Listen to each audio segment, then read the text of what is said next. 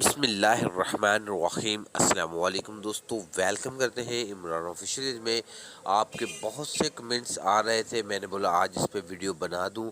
आपके बहुत से यही कमेंट्स आ रहे हैं कि 22 नवंबर भी गुजर गया तो ना हकामा तजदीद हो रहा है, ना अभी तक फ़्लाइट्स के मतलब कोई ख़बर आ गई है।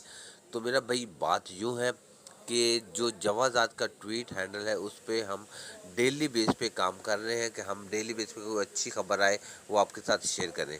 तो मेरे भाई ये है कि अभी तक सच है, ना हकामा तजदीद हो रहा है, तो ना अभी तक फ्लाइटेशन के मतलब कोई ऑफिशियली बयान सामने आ रहा है। तो अब अगर 30 नवंबर तक फ्लाइट मिशन बहाल नहीं होता तो आप पर 3 साल की पाबंदी लग सकती है।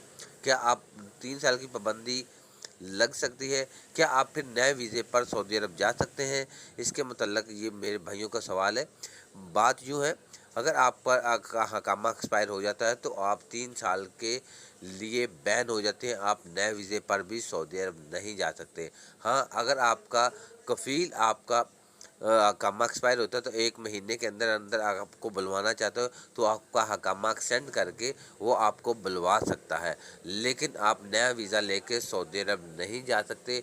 तो अभी तक कोई इस तरह की कन्फर्म खबर नहीं आ रही, सऊदी जवाज़ात की तरफ से भी नहीं आ रही।